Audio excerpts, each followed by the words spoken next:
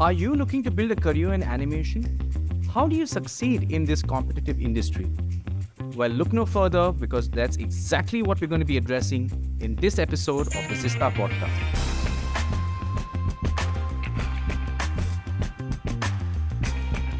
Welcome to the Zista Podcast, where we invite industry speakers, academicians, to answer queries raised by students within a specific subject area. Today, we're going to be focusing on art and design, and more specifically, animation. As you can imagine, animation is a subject area that is attracting a lot of students, a lot of opportunities that are available for students to explore in India as well as around the world. And I'm so happy that I'm being joined today by Leon Christian. So he's going to help us with this answer, and let me tell you a little bit about him. So Leon's done a Bachelor in Fine Arts from the Maharaji Sayaji Rao University in Baroda. And then he went on to do a course in 3D animation from VAN Arts, which is the Vancouver Institute of Media Arts. He has over 18 years of experience. He's worked with fantastic firms like Tata Elxsi, Technicolor, as well as Ahuja Studios in New Zealand. Currently, Leon is the head of creative operations feature at Mikros Animation, and he's based in Bangalore. So, firstly, let me say thank you for joining us, Leon. Really appreciate you making time for this episode and helping us address this specific question. Thank you, Amit, for a lovely intro. It's my pleasure joining and, love to talk about my experience and any questions that you have. So thank you once again for inviting me here. Super.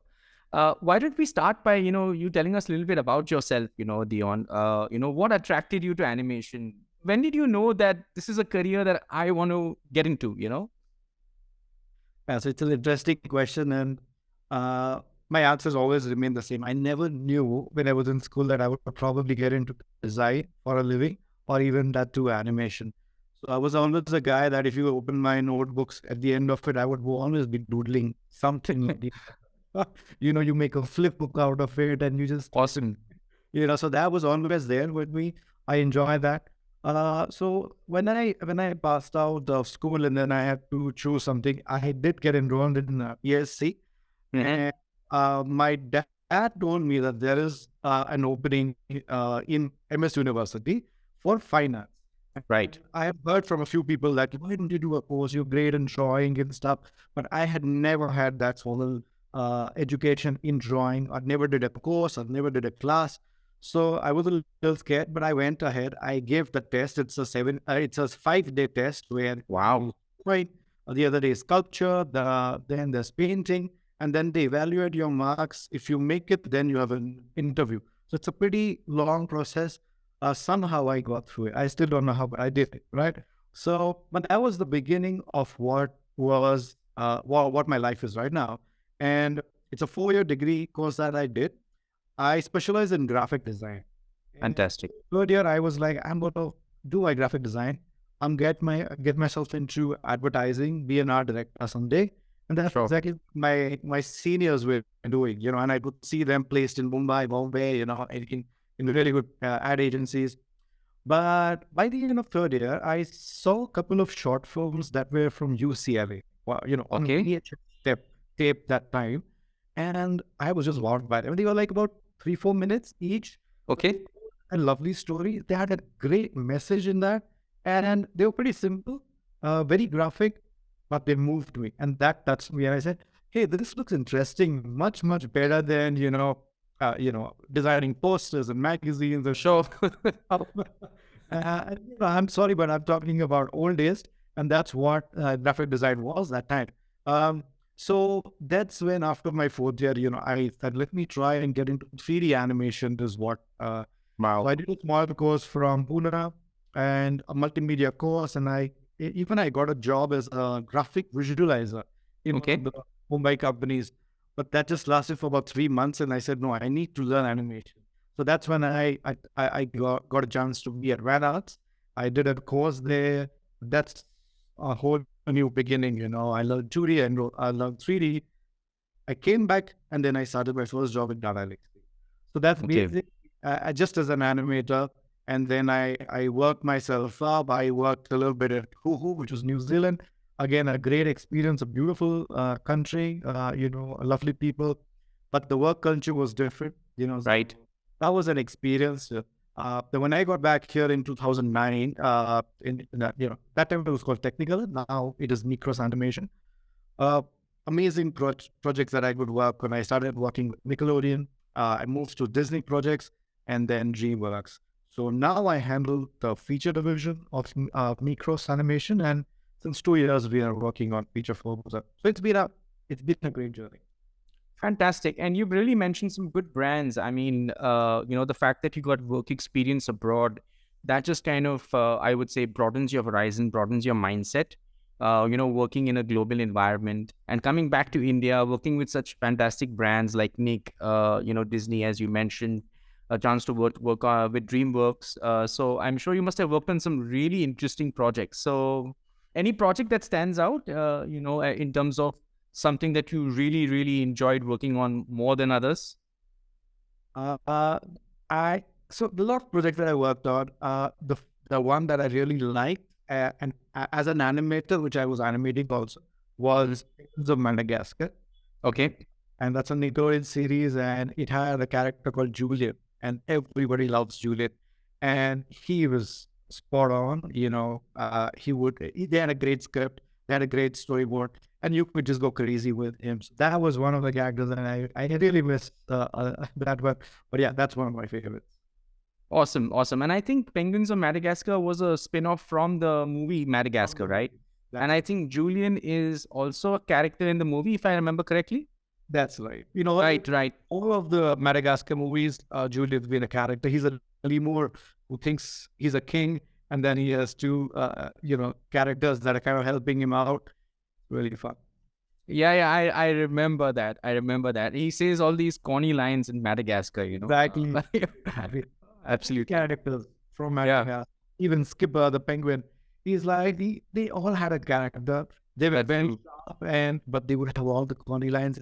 The gags were amazing, So Correct. it was always fun just to watch the animatic, just with the boards that were just coming.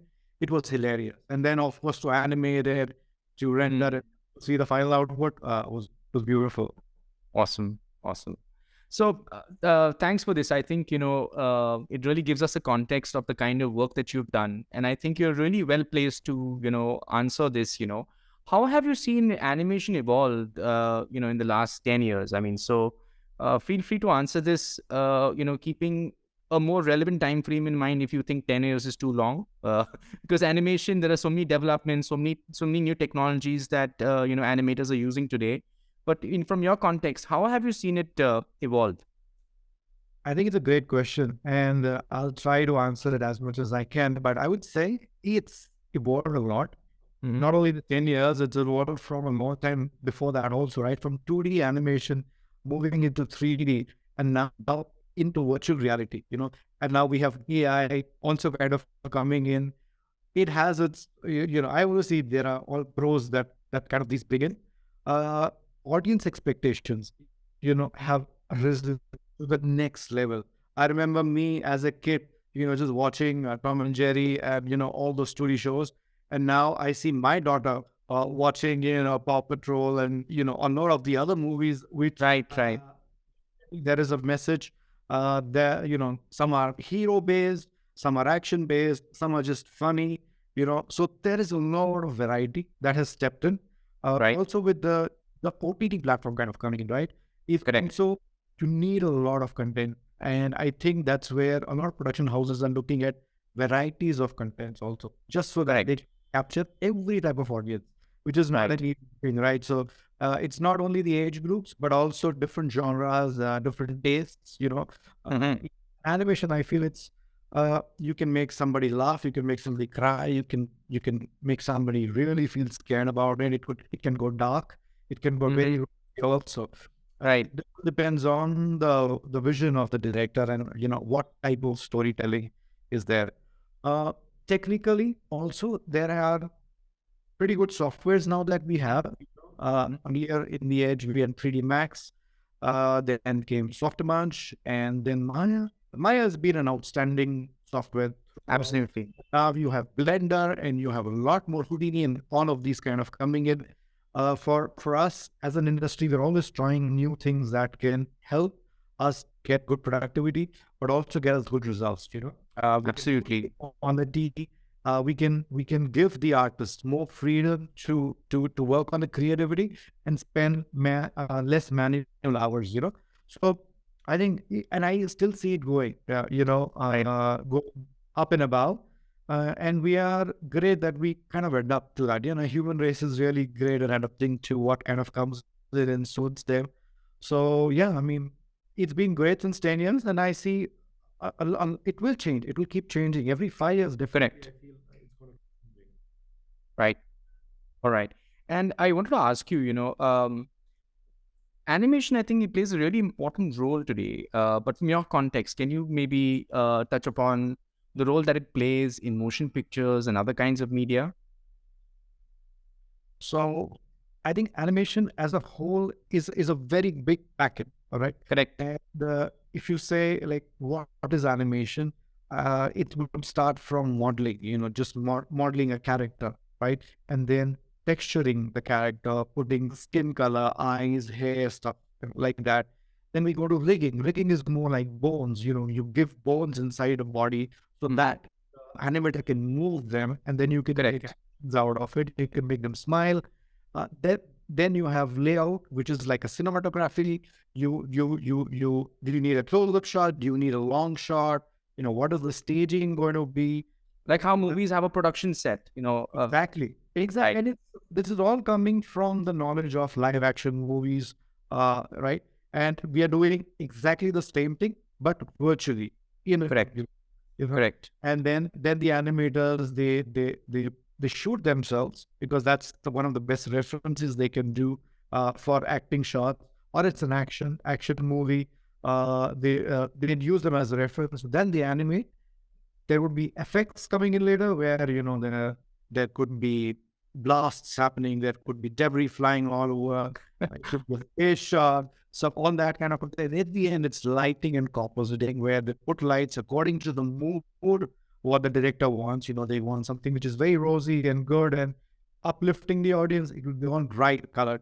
If it's something which is dark and they Makes sense. really make it scary, they will kind of put those type of lights and then they finally render it. So that's normally the process that we have pre-production and post-production is what I just explained.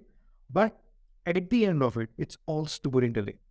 If you can tell a story in the way that can motivate the audience, can move the audiences, when after they watch a movie or a series, they keep lingering. That keeps lingering in the mind. Like, hey, that was what I couldn't, or you keep them hanging there. Now we see a lot of these series where you don't finish it at the end of it. They say, okay, to see what's next, you have to watch season What's two. the next episode? Right. Right.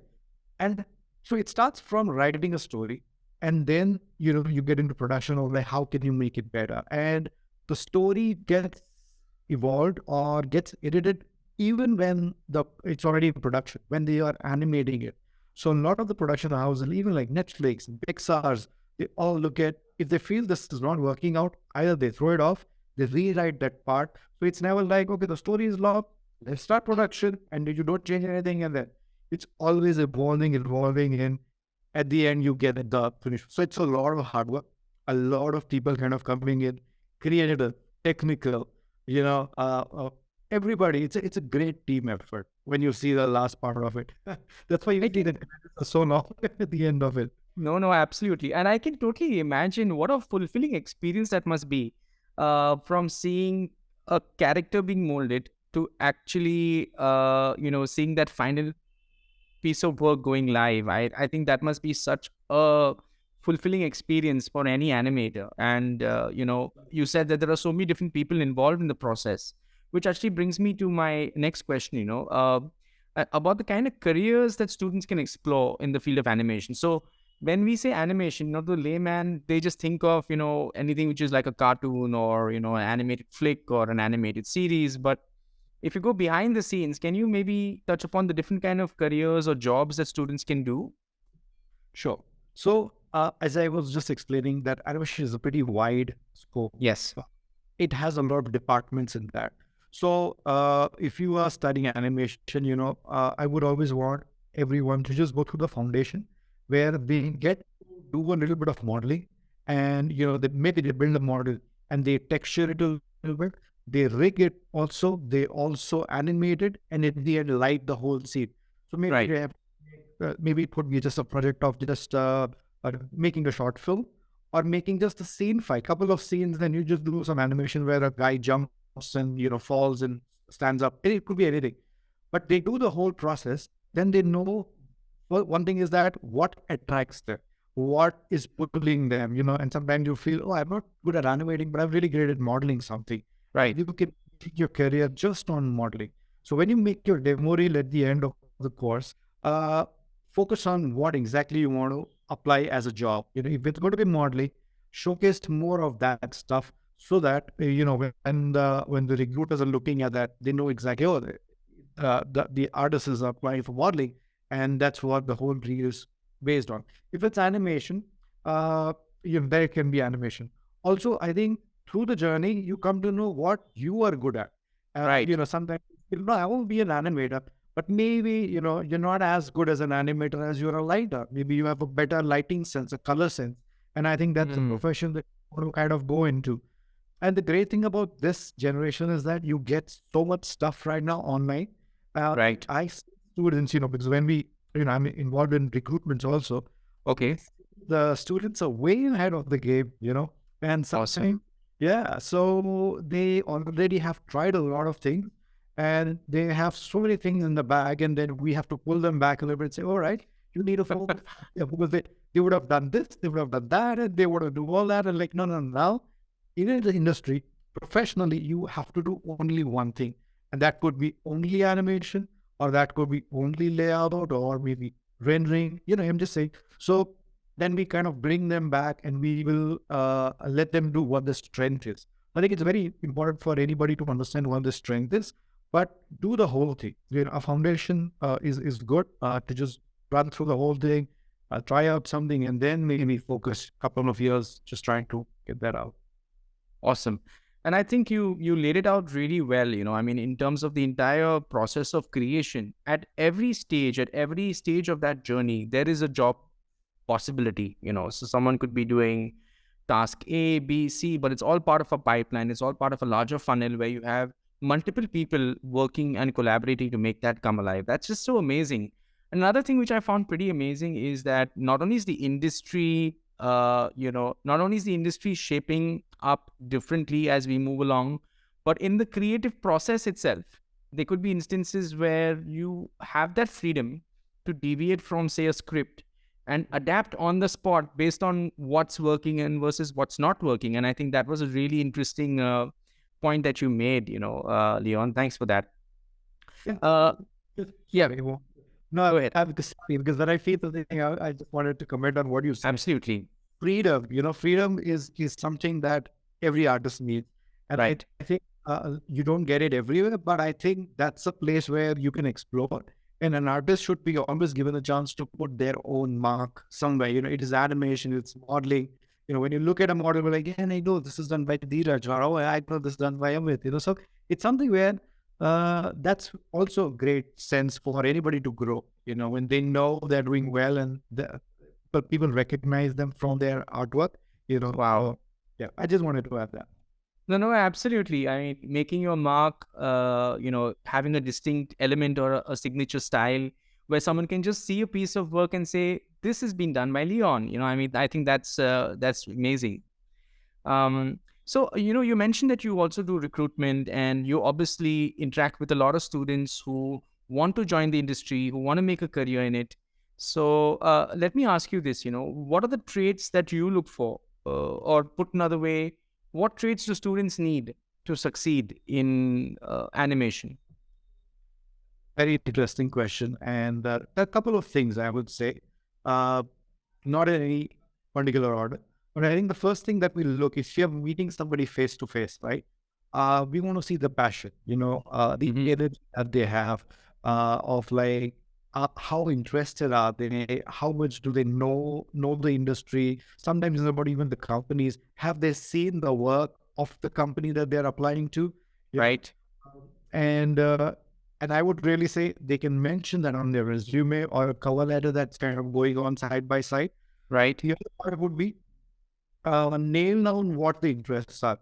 Do you want to do only texturing? Do you only want to do animation, or do you want to do modeling?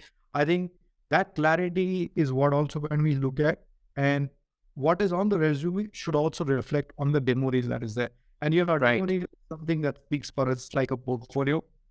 Excuse me.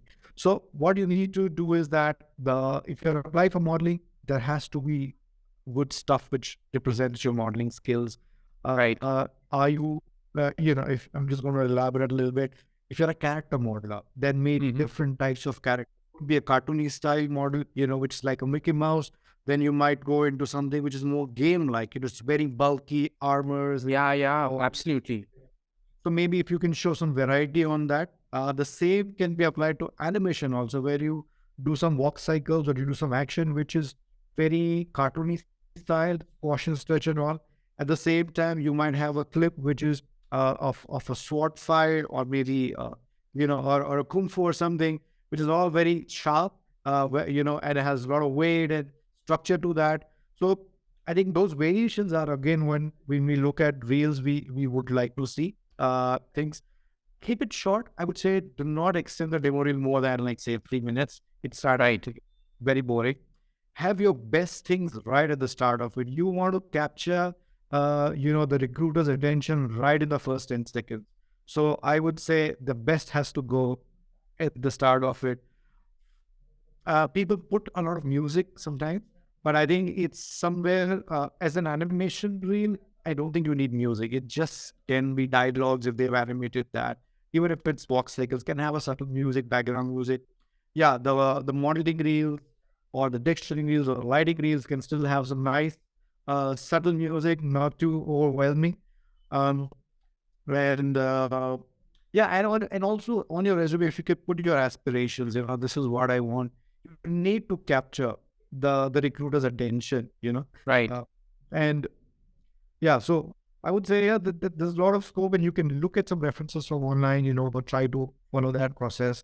And it should be just one page. It should not be a big long story. Also, just make it short, keep it crisp, and then definitely and go prepared for the interview. If you're going to go for an interview. You know. Absolutely. I think all the points that you mentioned are so relevant. And I, in particular, like that point about showcase your best work first, because, even in the context of, any ad or any kind of communication piece that you're working on, if you're not able to capture a person's attention in the first few seconds, then, uh, you know, that is, you're just going to lose them, right? So it's really important to put your best work first, and I think that is so bang on. So thanks for that, Leon. Yeah, right. Because you've seen some cases where they are building up something, right? And they leave the best for the last. Right. But I don't think anybody is coming to watch a film or something which is they're going to sit till the last moment. So it's something that put it at the and also just to add, if you don't like something, you're not happy with it, do not put it on the reel. Because Again, we have very good point. hired people where we just look at 10 seconds or maybe under 20 seconds and like, hey, let's just hire this person. This person is great. So you can impress a person by just the quality of it, not the quantity of it. So, just be Wow. very precise. Yeah. So even then this applies to professionals also. Right.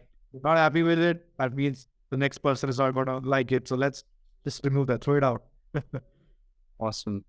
And I just talking to you, Leon, I can just sense the amount of times you may have just redone something just because you may not be happy with it. And when you're it only goes, I mean, it shows me that you're so conscious on quality, conscious about giving a really fantastic end product, curating a lovely experience for users.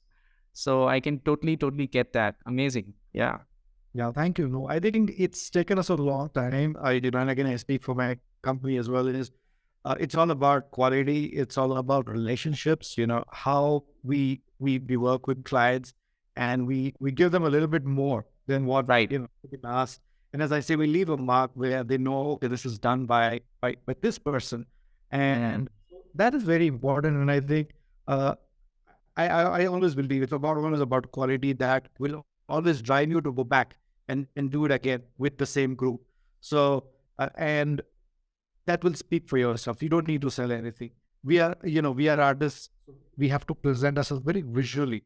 rather than, it's not about a great resume. It's not about what you scored in your final paper or your exam, but Right. it's about, can you do this? Can you make it look good? Can you motivate people? So it comes down to that. Fantastic. Thanks, Leon. I really enjoyed this discussion, and thank you once again for making time, to talk to students, clarify some of these doubts that they have, and more importantly, giving them really good pointers on what they can do to succeed in animation. So thanks for that. I hope you enjoyed this episode of the Zista Podcast, and we're going to keep churning out content like that, responding to queries that students have within specific subjects. Do follow us on YouTube. And yes, if you are into audio podcasts, then follow us on platforms like Apple, Spotify, and Google Podcasts. Our handle is the Zista Podcast. Till we meet again, our advice would be stay curious,